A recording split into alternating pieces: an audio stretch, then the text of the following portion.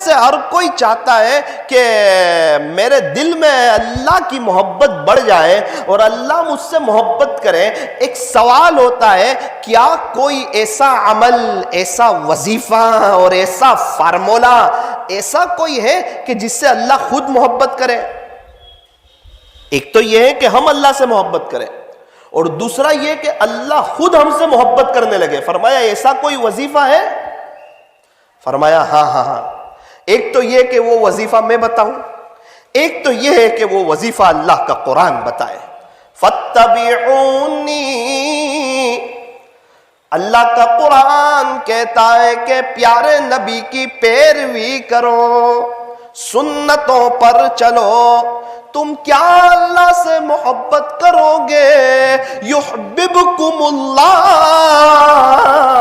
وہ اللہ تم سے خود پیار کرنے لگے گا.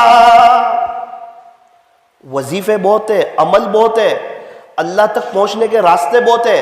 تبلیغ سے بھی جا سکتا ہے, مدرسے کے راستے سے بھی جا سکتا ہے, خانقاہ کے راستے سے بھی جا سکتا ہے, مخلوق خدا کی خدمت کے راستے سے بھی جا سکتا ہے.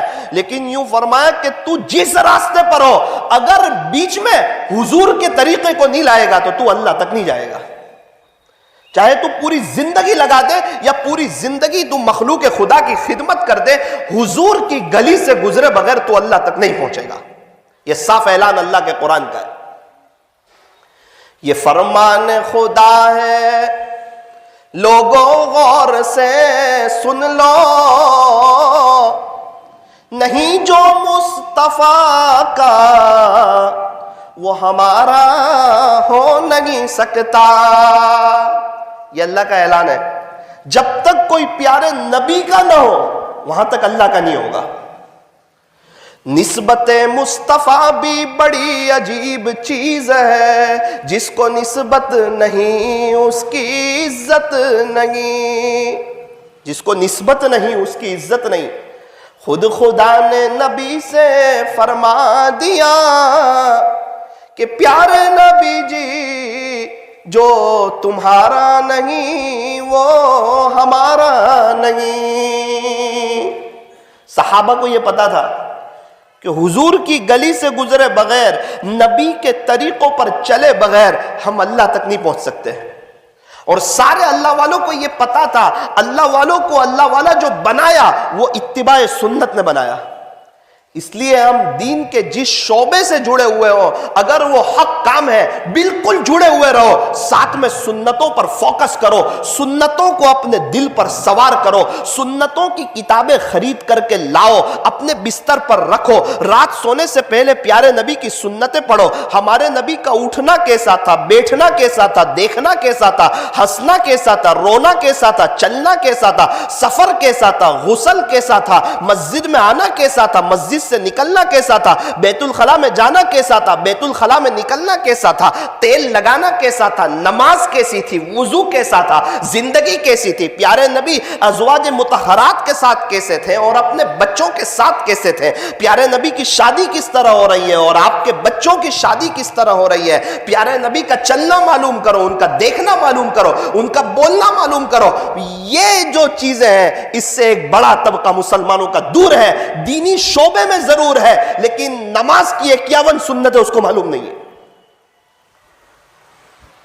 بہت محنت کر رہا ہے, کوشش کر رہا ہے, اللہ کے راستے میں قربانیاں دے رہا ہے, بیرون پہ بیرون جا رہا ہے, بیانات کے لیے قربانی دے رہا ہے, سفر کر رہا ہے, جمعیت کی مبارک محنت کے اجلاس قائم کر رہا ہے, اور مخلوق خدا کی خدمت جو ہے وہ بڑھ چڑھ کے کر رہا ہے, دینی کام کر رہا ہے, مسجد میں اذان سے پہلے آ جاتا ہے, کرتا بہت کچھ ہے لیکن سنتوں سے بہت دور ہے. فرمایا جتنا سنتوں سے دور ہوگا اتنا ہی اللہ سے دور ہوگا.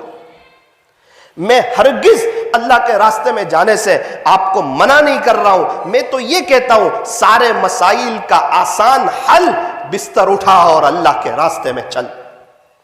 اللہ کے راستے سے نہیں روک رہا، آپ کو جمعیت کی مبارک محنت سے نہیں روک رہا، آپ کو مدارس کی محنت سے نہیں روک رہا، پڑھنے پڑھانے سے نہیں روک رہا، مدارس کے لیے چندہ کرنے سے نہیں روک رہا، لیکن یہ سب کام میں لگنے کے باوجود، اور لوگ ہمیں دیندار سمجھتے ہیں، اس کے باوجود ہم دین پر چلنا چاہتے ہیں، اس کے باوجود یہ جو سنت سے ہماری دوری ہے اور اس کے باوجود اپنے آپ کو نیک سمجھ لینا ہے، یہ عاجز اس سے منع کرتا ہے کہ ابھی تو نماز کی 51 سنت معلوم نہیں، مسجد میں آنے کی 5 سنتیں معلوم نہیں، مسجد سے نکلنے کی سنت معلوم نہیں، پیارے نبی کے سر میں تیل لگانے کا طریقہ معلوم نہیں، غسل کی سنتیں معلوم نہیں، موٹی موٹی وضو کی 17 سے 18 سنتیں وہ معلوم نہیں، پانی پینے کی 6 سنتیں وہ معلوم نہیں، صبح اٹھنے کی جو 6-7 سنتیں وہ معلوم نہیں، رات سونے کی جو 7-8 سنتیں وہ معلوم نہیں، ہمارے نبی کا سونا کیسا تھا، اٹھنا کیسا تھا، یہ معلوم نہیں،